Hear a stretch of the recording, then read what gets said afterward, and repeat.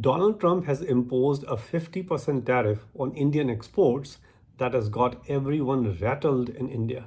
That too for more than economic reasons.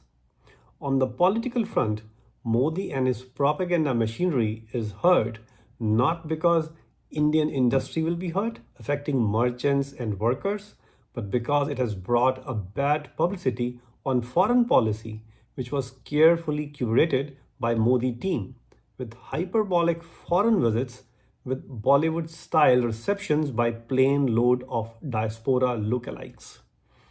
While in industry, the tariff message has quickly traveled to the ground, where SME entrepreneurs and their workers are projected to lose business and jobs, especially when festival season is knocking at the door.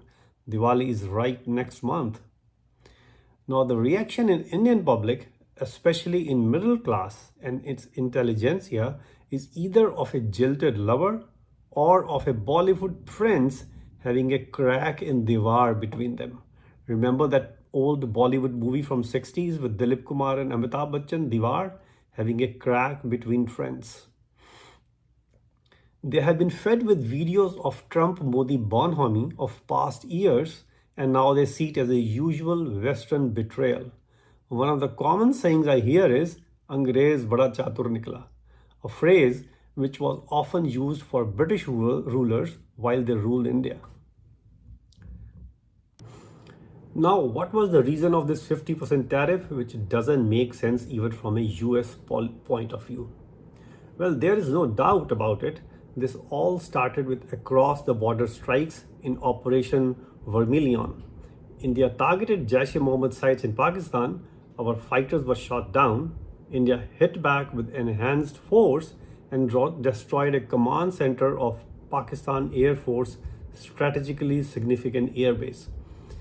Though the skirmish did not result in any significant gain or loss on either side, this provided an opportunity to President Trump to intervene, which he did.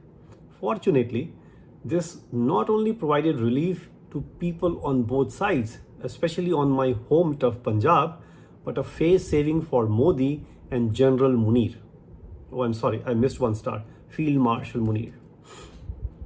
Well, in 1965, under not so similar scenario, when an actual war took place between the two neighbors, PM Shastri did publicly accepted mediations brokered by Soviets and tactically supported by USA.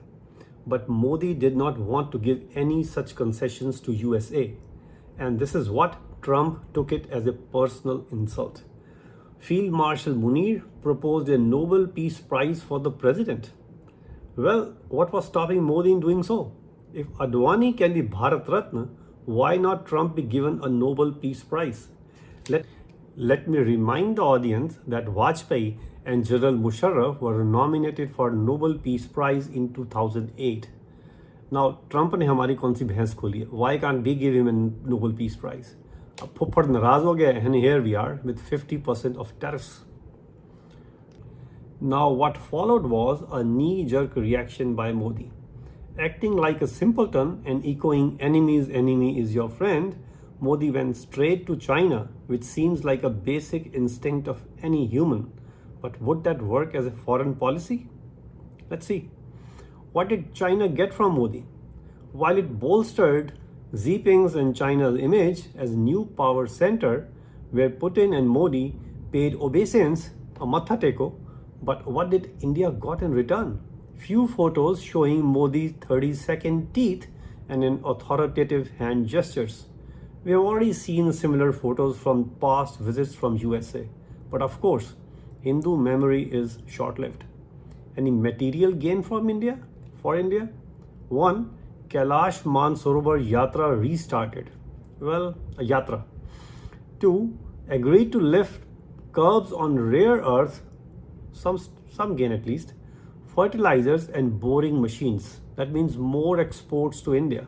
What else?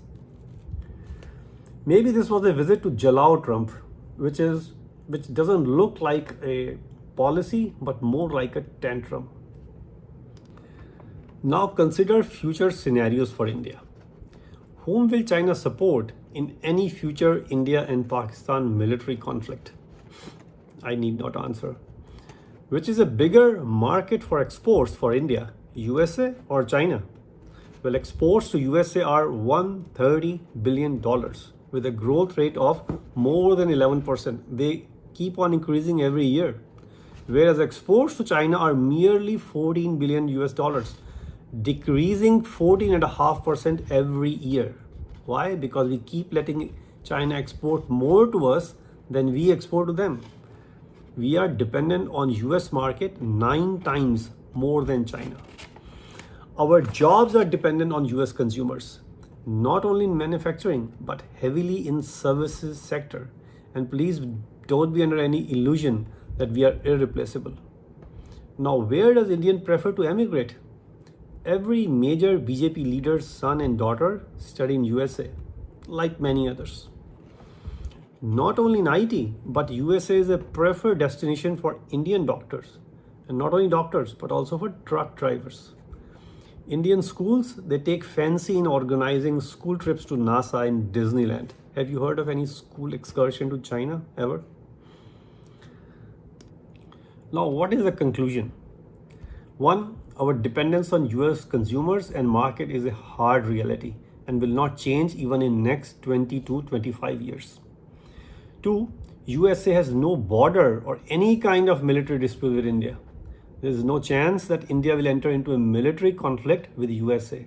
And as I speak, Indian Army is conducting a joint exercise in Alaska. While US is not a military threat to India, irrespective of who is the president, Republican or Democrat, but China is and always will be militarily hostile as long as it's under the thumb of a communist party. Remember that letter between Nehru and Patel, which is often quoted? And the scenario has not changed even after 60 years and probably is not going to change for the next 50 years. Three, India will be dependent on either Russian, European or US made weaponry. Russia is our friend, Europe and US is the Western camp we need to be friends with. And what's the possibility of India buying a made in China platform? Less than zero.